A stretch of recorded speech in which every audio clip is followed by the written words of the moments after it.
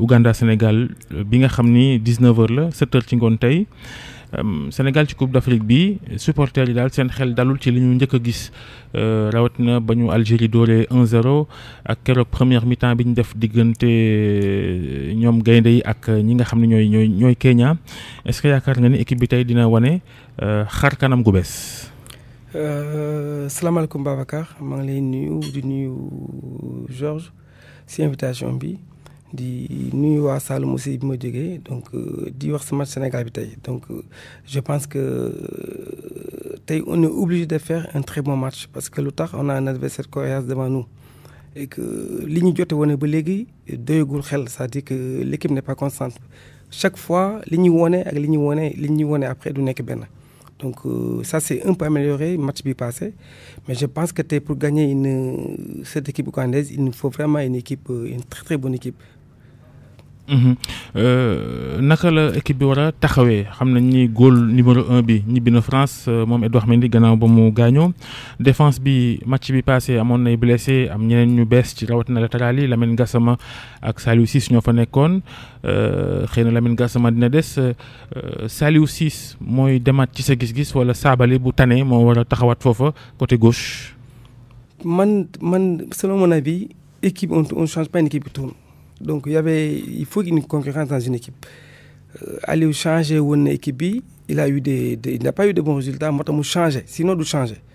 Donc changer na les rentrants ils ont été satisfaisants donc pour moi waru changer l'équipe. Donc l'équipe faut même équilibre, c'est-à-dire on peut pas prendre des droitiers tout le temps des jouer à gauche. Donc tout le jeu va se basculer à droite. On est obligé d'avoir un gaucher sur le côté gauche. Donc je pense que Saliou Ciss aussi il a mérité vraiment sa place bi mu dugg keroog il a fait une bonne rentrée pour moi il doit pas changer l'équipe donc ñi démarré woon keroog équipe boobu la war a reconduire. mais est-ce que comme ni ko Babacar laay li ñu gisagum dal na xel ndax boobu ba léegi nga def premier match deuxième match ba ci troisième match mënaguñ xam yow lan mooy sa 11 type bi nga xamante ne ci nga gën di sukkandiku ndax ñeneen ñi dañu war di gën ñëw en appui donte sax ñi nekk ci banc bi aussi buñ duggee war nañoo mulewu ci collectif bi. li ñu wane dalagul xel parce que loolu dalagul xel mooy que ne équipe bu dalee xel du changer yenn changement yi fekkee équipe bi dal xel di tourner à 100% du souvent les entraîneurs duñ changer Aliou il change pas souvent ses hommes il maintient tout le temps la même équipe mais bu changer rek parce que il a des problèmes ba pare mi ngi douté donc là il est en doute moo taxoon mu changer ak blessé yi mais sinon du changer donc pour man la même équipe la war a recondraat ñi war joué woon keroog ñoo métti waa joué tey. est-ce que loolu du résultat wu préparation bi ndax ci préparation bi ñu nekkee regroupement gisuñu match bi nga xamante ne mooy match bi ñu mën a jàppee dëggantaan bi waaj ab compétition continentale. waaw yëpp si effectivement préparation parce que préparation équipe il faut surtout que booy dem ay compétition internationale il faut nga varier équipe bi c'est-à-dire waroo wax ne ñii rek ñooy titulaire boo gëm ne ñii rek ñoo war a jouer ñooñu noonu rek dañuy def seen bu ñooy jouer donc remplaçant sax dañu mën nañu bàyyindiku donc si da ngay changer équipe yi donc tu mélanges les équipes dugal ñii fii génne fii ñii ba kenn du xam na may dem mar ou pas peut-être à 1 ou 2 troisième après ku mel ne par exemple góol bi mun nañu moom titulaire la ku mel ne Sadio mun nañu titulaire la ku mel ne par exemple Koulibaly Idrissa Gueye y a des hommes yoo xam ne ils sont incontournables léegi si ñooñu collectif bi nag si ñooñu lay basé wu compléter équipe bi mais fekkee dafay dugg tout le temps la même équipe donc du am concurrence et puis concurrence lay jëriñ il faut que ñi di dugg ñi di génn pour ñeneen ñi mën a xam ne place yi kenn moomu ko. mais su fekkee c'est toujours les mêmes qui jouent après duñu li ñu war a def duñu ko def. ci milieu de terrain bi ñu ngi wax Idrissa Gana Gueye léegi xëy na moom wóor leen ne dina bokk waaye ñi ci des diggante Badou Ndiaye Henri Saivet Krépin Diatta ci ñett ñooñu ñaar rek ñoo ci mën a bokk kan moo war a xaar ci sa gis-gis. Krépin Diatta Henri Saivet gis nañu entrée bi mu def keroog sur le plan de l'expérience moo ko ëpp Krépin sur les balles arrêtées moo ko ëpp Krépin gis nañ keroog comment il a animé le jeu court jeu long pratiquement bu ñu wax ne bali Saliou Ciss jël yëpp moo ko jox en transversal donc lui il s'est basculé le jeu de tous les côtés donc moom dafa war a démarrer Papa Aliou Ndiaye aussi mun nañu wax en ce moment c'est le meilleur homme du milieu on dit Gana mais fi mu nekk nii Papa Aliou Ndiaye moo gën a milieu terrain moo gën a dox si milieu terrain bi li muy apporter si avantage bi si récupération bi en plus si accélération bi puis si dernier tiers terrain bi donc je pense que Krépin moom moo war a xaar. est-ce que ça ne pose pas problème ñu dem ba ci joueur ci seen wàllu bopp di naan soxlaatuñu jeu bu rafet. mais foog ñu am jeu bu rafet jeu bu si la bokk. mais ñoom ñoo ko commencé wax ndax Idrissa Gana Gueye démb loolu la fi. waaw parce que donc ñu ngi douter ça veut dire qu'il doute équipe dafa am fond de jeu. Ouganda suñu fubal il faut que parce que Ouganda day fubal dañuy marqué dañuy xeex dañuy fubal ils sont costauds ba pare ils ont 2 lignes yoo xam ne 4-4-2 la ñuy joué. Ils ont un bon 6, ils ont un bon 10, ils ont 2 très bons attaquants, ils ont un super gardien. Donc, si on regarde les 5 colonnes vertébrales, il n'y a pas. Donc, nous devons gagner tes jeux. Il faut que nous jouions aspirer, il faut qu'on soit patient. Fond de jeu, fond de jeu, mais aussi jeu bu dëgër. Boo gisee keroog ci mel ni Algérie ñëw dox ci kaw Sénégal jaay ñu doole di ñu padd di ñu buux ñuy daanu lu tax équipe Sénégal amul ndëgër lay. waaw loolu dëgg la parce que match contre Algérie ñoom je pense que war nañ ci jàng lu bëri parce que contre Algérie manque de fighting boobu moo tax ñu perdre match bi loolu moo gën tax ñu perdre match bi donc je pense que tey aussi ak Ougandais yi bu ñu leen bëggee gagner foog ñu indi lépp foog ko soit ñu pare si côté yëpp mooy si xeex bi si jeu bi si duel aérien si duel au sol yi ba pare il faut ñu mën a téye bal bi. nga boole ci di perte de balle comme ni mu demee woon contre Kenya perte de balle yi dafa bëri. ah non mais yi ñu doon def keroog noonu contre Kenya perte de balle ni mu bëree contre Algérie perte de balle ni mu bëree yooyu bu ñu ko defee tey ils vont exploiter parce que déjà ils ont 2 très bons attaquants devant donc tey moom il faut que balle bi moom ñu mun ko téye éviter perte de balle yu bëri ba pare bu ñu ko yoree ñun xam mun ko utiliser téye ko. joxante ko pour essayer génne kenn utiliser aussi vraiment suñu l'Algérie suñu ñaari ailier mais loolu nu mën a demee Sénégal perte de balle ak doon ay am jeu bu athlétique bu costaud amuñu ko teñ ni woon Aliou Cissé bañ koy tànn sax ndëgëraayam ak xadaram bokkoon nañ ci tax ñu tànn ko lu tax loola moom fexewul ba dugal ko ci bopp booy yi. waaw loolu c'est vrai que loolu Aliou au début moom Aliou moo xam nañ ne li moom tempérament am loolu woon fuggam ak fayda moo ko indi fu mu toll mais du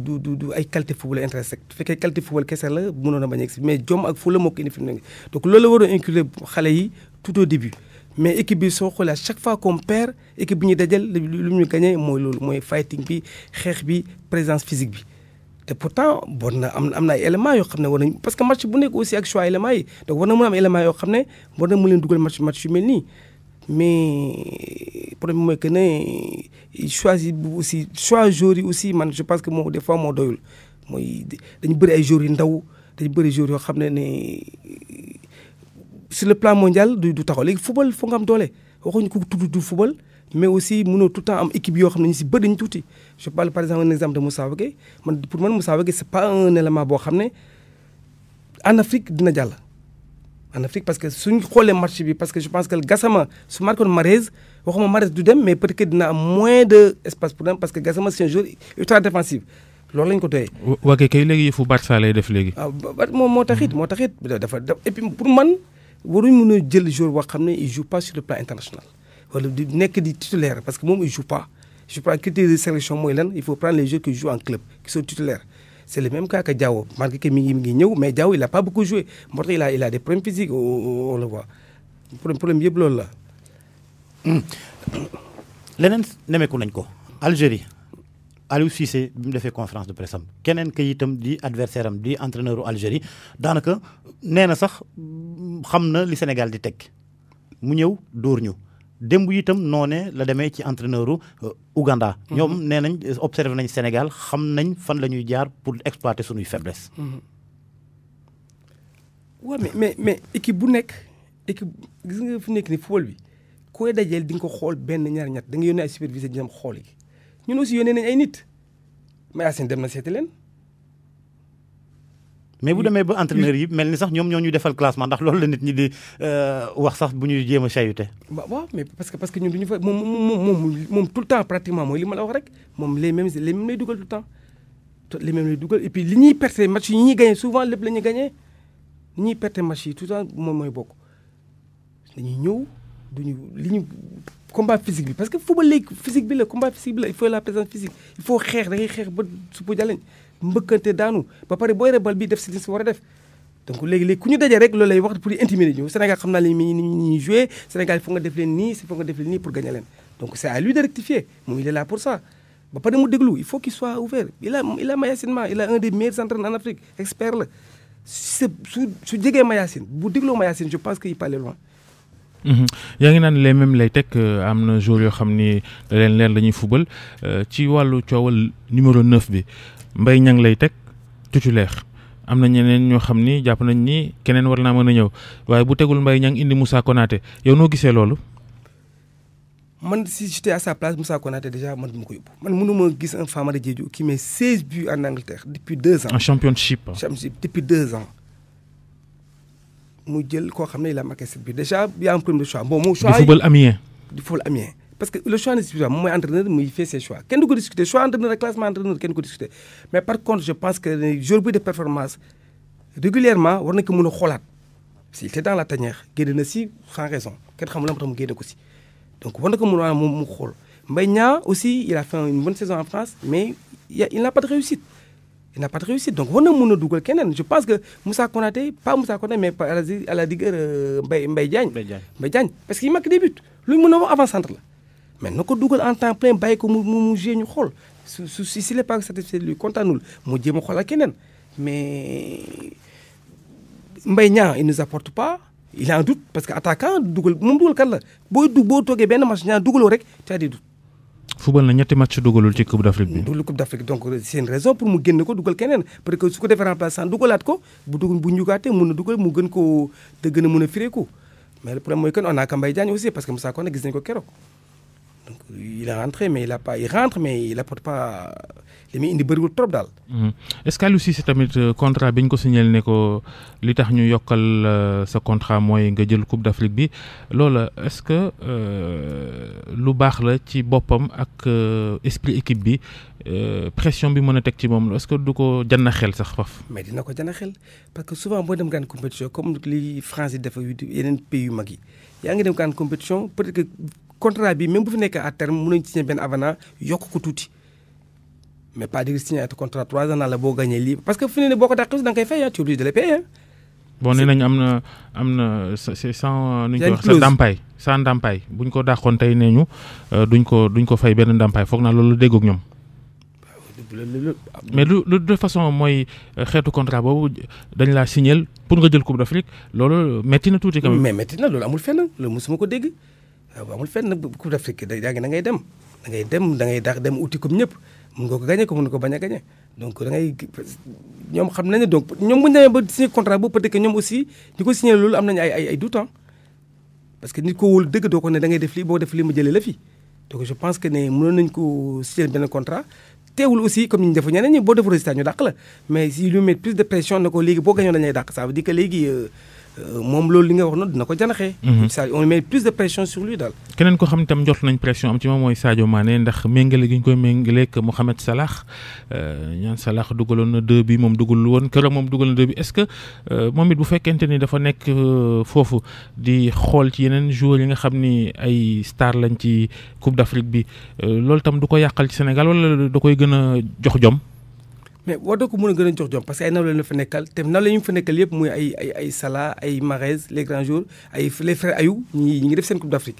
mais moom aussi loolu war na ko jël du côté positif c'est-à-dire que mu xam ne moom Sénégal lañ ko yaakaar li muy def ak Liverpool parce que koo wax ñu ne la Sadio li muy def Liverpool du def Sénégal et pourtant peut-être que contexte yi bokkul mais war na mën a aussi ak carrière bi mu am ak fi mu toll léegi mën a yenu loolu mu nekk une pression supplémentaire boo xam ne da ko war a dimbale pour aussi mu décider ci match yi donc heureusement keroog génn na ci match yi il a marqué des buts mais ñu ngi koy xaar tey est-ce qu'il va confirmer. justement est-ce que 2 buts yooyu mu marqué match bee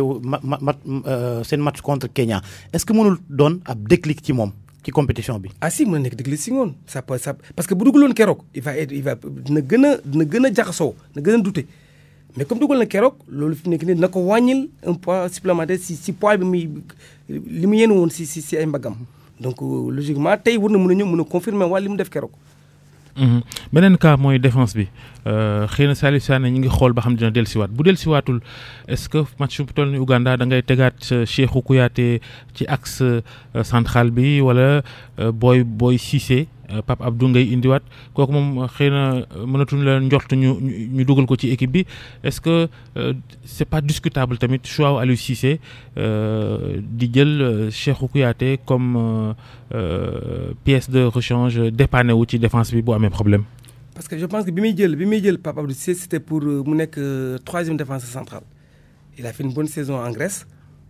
Il a passé par l'équipe nationale junior, l'équipe nationale olympique, AS Pikine. Donc, et puis c'est un garçon qui vous prouvez il a joué les 2-3 matchs avant Coupe d'Afrique. Donc il a les qualités pour jouer. Et puis match là. Il est grand, il est costaud, il est bon sur l'homme. Pratiquement c'est d'abord démarrer là, mais je pense que tu es une indi. C'est que Salif Sané virul parce que je pense que Salif Sané il doit pas être prêt. Salif Sané c'est un joueur physique. Il a des qualités mais kattanam gi lay gën a jouer en fait. Donc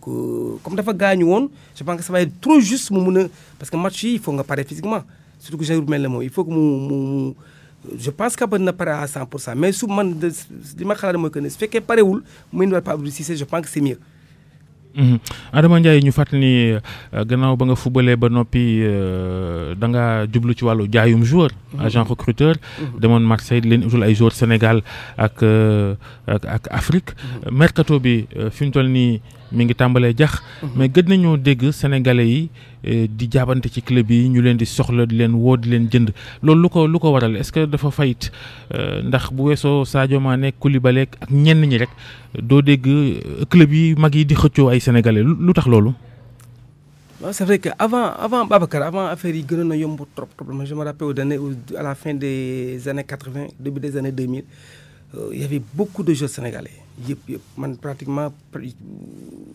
ñi ma doon yóbbu ñëpp à l'Olympique de Marseille dañu doon jël ou même à Nantes dans tous les clubs en France mais léegi c'est devenu très très difficile léegi parce que pour jël par exemple benn xale bu am 19 ans ou 20 ans il faut que ki nga bokkal poste soit plus fort il faut que mu gën a ay toit bi pour ñu soo ko jël et que maintenant niveau c'est le niveau qui a baissé en fait niveau moo baissé moo tax léegi soo xoolee on voit de moins en moins de Sénégalais dans les grandes surtout en France nga xam ne ñun fa la ñu am habitude yóbbu ay joueurs wala dans les autres championnats c'est football Sénégal bi moo des na ba léegi ñu ngi progressé on est en voie de progression mais ba léegi des na moo tax aussi sooy xool transfert de joueurs yi fi jóge léegi dem sa bëreetul comme ni mu doon bëree avant alors que chaque année du nga dégg 4 5 6 ou même 10 joueurs yoo xam ne club yi dañuy ñëw fii jël leen ñu dem seen jàmm. bu weesoo partenariat yu yenn club yi am yu ci mel ni FC Metz Génération Foot ci misaal. waaw parce que même Metz booy xool Metz ba léegi Génération Foot soo xool daaw yóbbu na ñaar ou ñetti joueurs mais joué mais ñoom itam niñ ko jàppee noonu saa yu championnat Sénégal jeexee rek ñu xool joueur bi gën a xarañ Génération Foot jël ko yóbbu ki ci mujj mooy Ndiaga Wade bokk ci ñu gën a xarañ ci Génération Foot saison bi jeex. ñu jël ko signal ko est-ce que Génération Foot moom dina mën a màggee noonu doon club bu mag bu fekkente lu baax rek Metz jël yóbbu. non du mënul màggee noonu parce que à chaque fois parce que club formateur yi muy Génération Foot di jàmbaar ñoom seen vocation mooy former joueurs yi pour ñu jouer. foofu noonu mais Génération Foot léegi ils vont recruter si navétane si ay US Gorée parce que daa booy xool jël nañu joueur RS Badiane bu nekkoon ñaar tali jël nañu pas mal de joueurs ni ko seen club yi lañ jël yóbbu foofu jël aussi Bayo bi noonu US Gorée donc ren aussi yaa ngi wax naa ne booy boobu dem na am na yaari joueur am na Malick Cissé dem na jouer ji Maroc ak seen capitaine bi c'est arrière droit bi aussi je crois c'est Bakary wax de arrière droit bi ils ont dem naa 2 jours déjà dem nañ nii te am na ñeneen ñu waaj a dem encore en France pour dans le club national. jërëjëf Adama Ndiaye kontaan nañ ci waxtaan wi.